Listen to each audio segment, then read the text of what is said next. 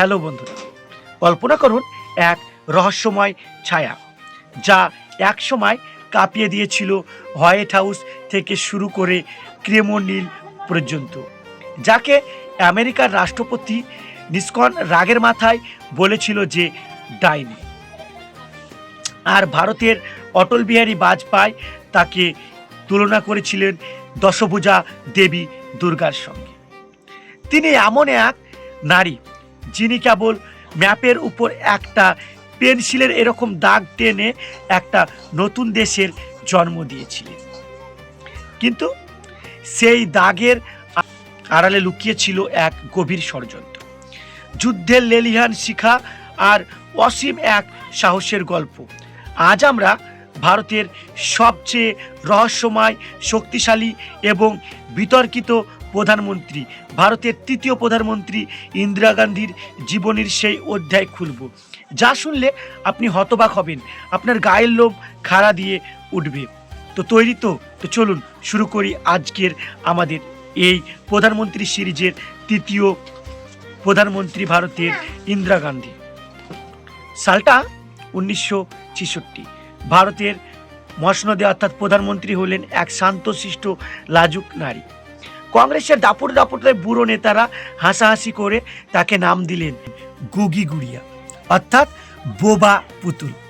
তারা ভেবেছিল এই পুতুলকে মসনদে বসিয়ে অর্থাৎ প্রধানমন্ত্রী করে যা খুশি তাই করিয়ে নেওয়া যাবে, কিন্তু তারা জানতো না এই শান্ত সাগরের নিচে লুকিয়ে আছে এক ভয়ঙ্কর সুনামি।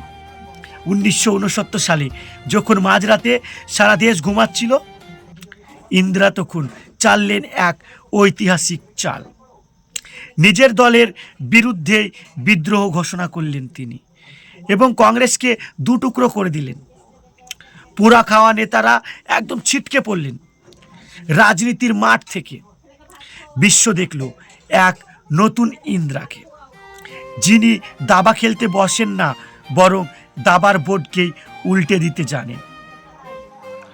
তারপরে সাল 1971, সেই রক্তাক্ত রণাঙ্গনে একদিন পাকিস্তান ভারতকে ধ্বংস করার হুমকি দিচ্ছে। অন্যদিকে আমেরিকার মতো একদম বিশাল বিশ্ব, যারা সপ্তম নৌবহর পাঠিয়ে ভারতের ঘাড়ের ওপর নিঃশ্বাস ফেলছে, আর চারিদিকে মৃত্যু আর হাহাকার।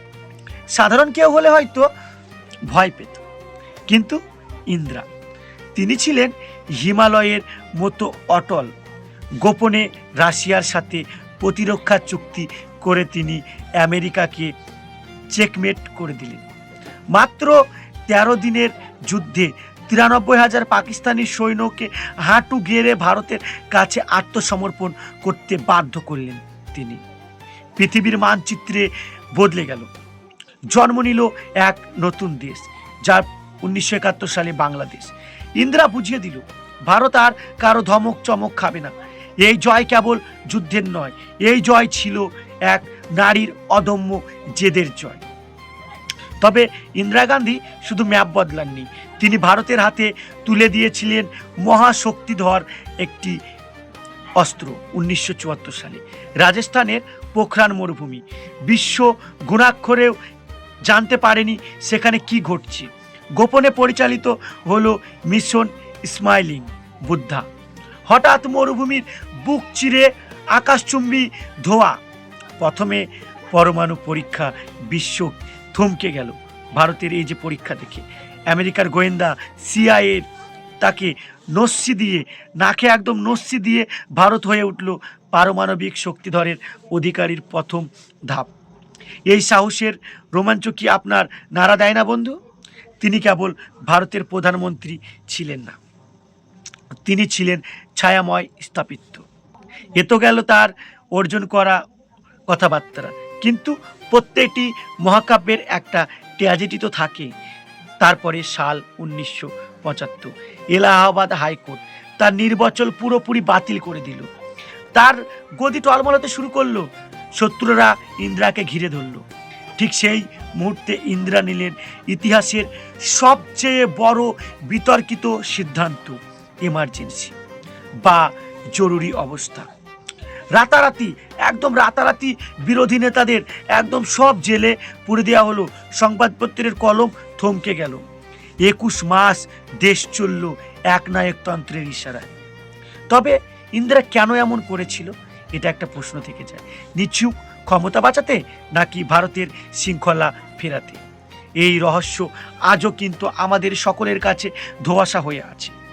ভারতের গণতন্ত্র সেই অন্ধকার গুহার গল্প আজও মানুষকে শিরোহিত করে।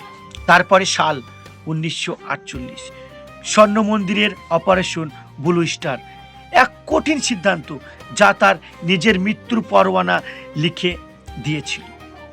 চারিদিকে উত্তাল পাঞ্জাব। ইন্দিরা অর্থাৎ সেই সময় ইন্দিরা গান্ধী জানলেন তার ওপর বিপদ আসছে।